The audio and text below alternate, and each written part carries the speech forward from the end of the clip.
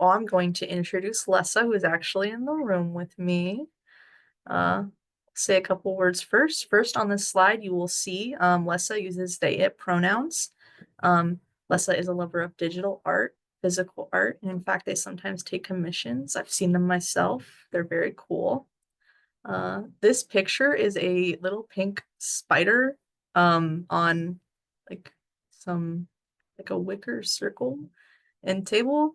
Lessa really loves spiders, and so when I asked them like, "Hey, do you want a picture of yourself?" They told me to find a very JPEG'd, like dusty spider, essentially, and I couldn't find one, but they really like the color pink. So this was like my next best.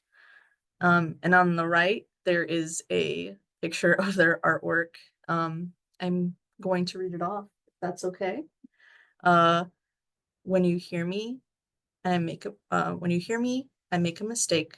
You raise your hand, and I don't fear it. There is a weight on my head. It isn't stress. It's your hand, patting me like a dog. Everyone loves dogs, and you love me, and you love me. And on this paper, there is little doodles of things like bookshelves and squiggles and stars, a road, a cat, a dog, books, and hearts. It feels very whimsical. And so I'm going to have Lessa come on and we're just going to talk through some of those questions that we asked other folks, some different, some same, and let them give their take. So switch spots here. Okay. All right, Lessa, we set up? Okay. More or less? Okay, I'm gonna be like in the screen, sort of. That's fine. Just in case we have lip readers. Gotcha. All right. So, can you tell us a little bit about yourself, Lessa? Yeah. I describe myself as kind of like just a person who is painfully creative in that I always have to be doing something at least vaguely creative or mind occupying. Because it usually keeps me attached to what is real. Um, uh, I'm very usually I'm good at speaking. I also describe myself as a spider. I think it's funny. Like when people ask, I say I'm a non-binary lesbian, and the that is both, and my lesbian is both my gender and sexuality in that kind of way. But insofar as that, like a spider can be a lesbian, because spiders are the coolest guys. They are the coolest guys. All right. Can you tell us a little bit about your piece and why it's meaningful? Yeah, I've struggled with having places that felt good to be in for many years. I've been homeless since I turned 18, and I've been bouncing between places where I felt that I had to pretend to be a woman and pretend to not have uh like disabilities, and I had to pretend that like when I walk too much that my back doesn't hurt so bad I want to like fall over, or that I can comprehend what somebody wants without them actually telling me. But this piece is just like, what if all those mistakes that I had demonized in myself, that I said, no, these have to end or I'll never be a good person. What if there was a place that was like, no, actually, those are simply things that can be a part of you, and you don't like, you can try to overcome them, but if needing somebody to explain something better, that isn't bad.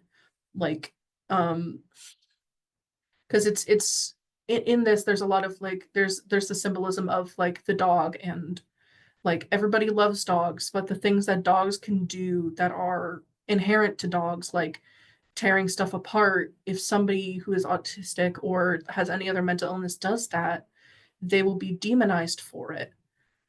Whereas a dog, people go, oh, it's just a dog. Like, why isn't there that this is a person with a mental illness, this is a person with a disability, this is a person who's going through something. If they lash out and accidentally destroy something or destroy something on purpose with that kind of like anger in their heart, why is that worse? Why is that deemed as worse than a dog who gets overexcited and tears apart your pillow? Why is that different? Why do we treat like the inherentness of an animal different than an inherentness of a mentally ill or disabled person? And so this is a lot about that, of like, treat treat me like you would a dog and be kind to my mistakes. Hmm. What do you hope people take away when they experience your art? I want them to read it and then understand there's a lot of symbolism in the colors and the different things. Because I was rereading it, and all the U in all the words is green. And the U is supposed to represent like the places I've been that have been nurturing. So it's like there's a little house here, there's a bookshelf, there is a road, there are things that make me happy that I did not have before. I did not have a house. I did not have the chance to go on long road trips that didn't make me anxious, because I really like those. Like dog. Um, there was bookshelves and books and knowledge and things I could just access. The me and I and my head and the love, those are pink. That's my favorite color. That's a color that represents me. There's on the top right there is a little pencil that is drawing. There's a cat, there's a book. These are things I love. These are things that represent part of me. And then dog is blue and hands are blue. It represents like hands and weight are both blue. It's just to represent like the thing that is like wants to be attained, or the thing that is it's like attainable. And red is just the best, like mistakes and fear and stress and rough things. And I hope people understand that kind of symbolism of like there's more than just the words, and the pictures are there to be pretty and also for fun and good. Thank you. How does art help you stay connected to your community or advocate for change? I haven't done a lot of advocating for change through my art, but I hope to do more of it in the future. I think art is a thing that can always affect someone, and if they want to like let it in. Sometimes it's hard to, especially for people who are very in their hateful ways, to allow art to touch them. But for people who have even the tiniest gap in their heart, art is the arrow that will go in. It's the arrow that will find it. And I'm hoping to do more art that says like very meaningful things like that, other than just being pretty women, which is most what I do. The pretty women art is great. Yeah, I like doing it. Um, what are the most important things adults can do to create supportive environments for young queer, disabled, and neurodivergent people? The easiest way, and I think Ben said it already, is to just listen, to just hear. I think Oshani said it too, honestly, is to just understand that you will never do everything perfect the first time around, and be willing to hear what people who you are serving are saying and understand it and actually move forward with it. There's one thing to say you are an ally, and then to be like a member of the community you are serving, or to listen to them actively. Because you can build 1,000 bridges, but if the bridges all lead to the same island, what is that doing? I think that's very powerful. If the bridges all lead to the same point, what is it doing? How can adults balance offering guidance while respecting young people's autonomy in their creative process? Communication. That's the easiest way I can think of, is be extremely open to being told, hey, I think I can do this on my own, or hey, I need help with this.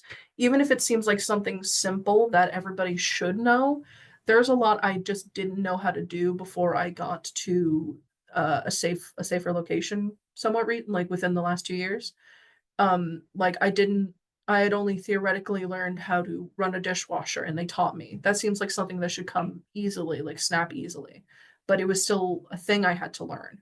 I had to learn how to fold my sheets. I had to learn a lot of stuff that like I had to learn how to do my taxes. It's stuff that people are good at assuming that everybody knows, that occasionally it just falls through the cracks. Sometimes common knowledge is not common knowledge. Absolutely. And being open to advising about that is extremely helpful.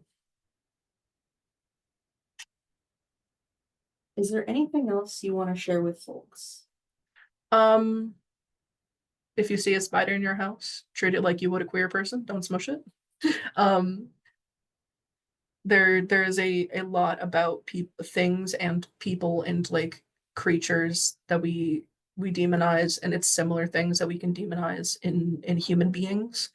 And I think there's a lot that could be learned from seeing things like the spider, and like understanding that it is doing you a service, and it's just in a way that nobody really gets usually. People don't understand that the spider is not there to hurt you, it's there to eat bugs. And people also don't understand that the autistic person isn't looking at you because they don't want to, it's because they can't. That is their purpose. Like the autistic person wants to experience the things that like make them feel safe. They're like a special interest. They want that, and that is the thing that they are good at. That's the thing that makes them feel whole. And a spider feels whole when it makes a little web and it catches bugs. Or if it's a jumping spider, it goes to the bugs. And I think it's important to understand that there's like that humans are a type of animal, and different types of humans are different. Like they're the same animal, but with different specialties. And being cruel to people for being different in any kind of sense is always going to blow up in your face. Because if you have a house that is empty of spiders, you're going to have a house that's full of bugs. If you have a world that's empty of autistic people and neurodivergent people, you're going to have a world that is much less fun.